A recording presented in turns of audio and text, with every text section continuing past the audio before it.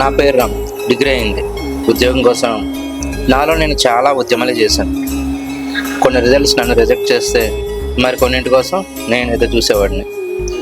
ఖాళీగా ఉన్నా కదా అని అలా కాకినాడలో ఉన్న అక్క వాళ్ళ ఇంటికి వెళ్ళి అలా కాలక్షేపం చేసి రమ్మని అమ్మ నన్ను చెప్తే ఇదిగోండి 2 నెలల క్రితం ఇక్కడ బయలుదేరాను. నేననే దుర్గమ్మ దర్శనానికి విజయవాడ వచ్చాను.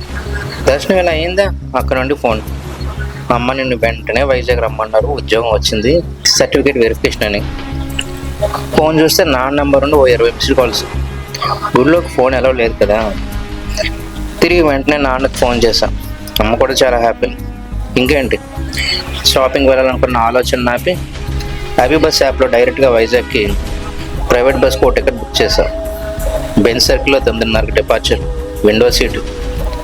క్లైమేట్ చూస్తే చాలా చాలా కూల్. బస్ బయట ఒక కపుల్ చాలా హాట్. ఈలోపు డ్రైవర్ హార్న్, పలకరింపులు, పరిచయాలు మధ్య బస్ బయలుదేరింది. ఆల్మోస్ట్ బస్సులో సీట్స్ అన్నీ ఫుల్, కానీ నా పక్క సీట్ మాత్రం చూస్తే ఇంకా నిల్లే. మెల్లగా నక్షత్రాలు వెనక్కి వెళ్ళిపోతుంటే బస్సు నేషనల్ హైవే పైకి ముందుకు వెళ్తూ సాగుతుంది. టీవీలో సప్తసాగరాలు సినిమా వేశాడు క్లీనర్ కమ్ డ్రైవర్. సప్తసాగరాలు చాలా మంచి సినిమా. రుక్మిణి వసంత్ హీరోయిన్. ఈ మధ్య రిలీజ్ అయిన కాంతారా చాప్టర్ 1లో కూడా ఈమె హీరోయిన్. కొన్ని సీన్స్ చూస్తుంటే చిన్నప్పుడు చూసిన గీతాంజలి సినిమా గుర్తొచ్చింది. నాగార్జున గారు, మణిరత్నం గారు, ఇళయరాజా గారు ఇంకా నా మెదలోనే ఉన్నారు. ప్రేమకు పర్ఫెక్ట్ డెఫినేషన్ ఈ సినిమా. ఈ సినిమా కానీ రిలీజ్ చేస్తే ఖచ్చితంగా థియేటర్లోనే చూస్తా. టైం 11 అలా అయ్యేసరికి సినిమా ఆపితే పడుకుంటానని ఓ అంకుల్ అల్లరి. సరే పెద్ద ఆయన కదా అని కో ప్యాసింజర్స్ అందరం కూల్గా ఉండిపోయాం. అందరూ నిద్రలోకి, కొంతమంది ఏమో కళల్లో కూడా వెళ్ళిపోయి ఉంటారు.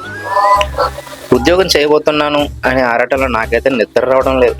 ఎంతైనా ఈ రోజుల్లో సంపాదించిన డబ్బుతో అమ్మా నాన్నకి ఒక ముద్ద అన్నం పెట్టాలనే ఆలోచన రాని అబ్బాయి ఉంటాడో చెప్పండి. ఎంత అదృష్టం ఉంటే చదువు తగ్గ ఉద్యోగం వస్తుంది. ఇలా ఆలోచిస్తుండగా స్ట్రీట్ లైట్ కాంతులు, ఇంతలో ఒక చిన్న పిల్లాడు తినదారకు వాంతులు. ప్రయాణం కదా, ఇలాంటి సహజమే పద అంటూ సర్దుకున్నా.